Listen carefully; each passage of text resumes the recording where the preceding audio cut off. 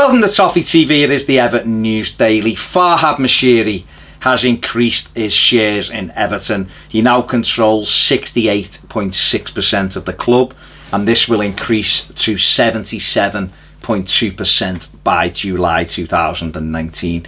He had previously owned 49.9% of Everton. This was all part of the plan. It was in a contract that he had the option rather to increase this shareholding. He's done it. It's going to be interesting to see where it leads, but at the moment it's just him getting more of a grip on the club. He's bought John Wood shares, Arthur Abercrombie's, and a large number of Bill Kenwright shares as well. Bill Kenwright will retain 5% of his shareholdings and will remain on the board, as will John Woods. A lot of people have raised eyebrows about that, but I suppose they've been in situ for a while as part of the club and football. So therefore, Farhad Moshiri, he's got all the control. They're just there probably as an ear and some knowledge for him to continue with his progression in charge of Everton Football Club. It's obviously raised the question of Alisher Usmanov as well again. Listen, Alisher Usmanov is Farhad Moshiri's business partner. They've been in business for a while, for many years now. They joined forces at Arsenal in 2007. Moshiri took over Everton in 2016, and there was reports then that Usmanov might join him. People said it wouldn't happen. He'd never sell up at Arsenal. He's now sold up at Arsenal. So it's bound to raise the question. I personally think he's involved at Everton. I think he will be involved as we go forward.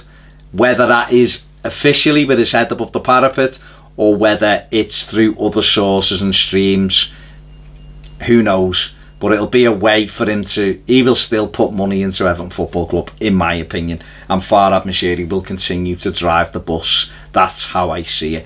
Further developments today on Bramley Moore, and that is that Keith Harris has been named a director of Everton Stadium Board Limited, the company as from today, as things kick up a level now concerning Bramley Moore. We have been told, of course, that Keith Harris had been appointed by Denise Barrett-Baxendale to head up the stadium, and that's now being put into black and white in a legal form with this document out today from Companies House.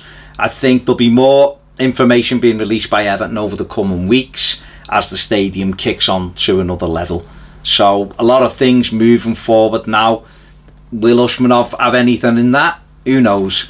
But that's where we're up to with that. England under-21s have been in action this afternoon. They beat Latvia 2-1, but Dominic Calvert-Lewin limped off injured after coming on as a substitute for Tammy Abraham. So not good news for Marco Silva. The injury's mounting up already. And it's quite frustrating that he hasn't had players available to him. We haven't had a near enough full fit squad yet. So it's really frustrating that Dominic Calvert-Lewin's limped off injured. He scored 3 goals in his last 2 Everton games, of course, was in a good vein of form. Let's hope it's nothing too serious and he's available for the weekend, but it's obviously a bit early to judge that at the moment. Everton did have 4 starters in that game. John Joe Kenny, Kieran Dowell, Tom Davis and Ademola Lookman all started in that game for England this afternoon. And Ademola Lookman, reports coming out of Nigeria that he's about to switch allegiance from England to Nigeria. It's an interesting one, especially given he's played this afternoon for England under-21s. We'll have to watch this space where that one is concerned. Don't know any more than that, other than there are reports that he is about to change. So we'll have to see whether there is any truth in that as we go forward. Everton have confirmed that they will play African side Gor Mahia on Tuesday, November the 6th. Kick-off time 7 o'clock. It'll be a £5 for adults and £1 for concessions. All the proceeds going to Everton in the community. The pricing structure of that game suggests it's not going to be Everton's first team. It's more likely to be the under-23s, but we'll have to wait and see as we get closer to it.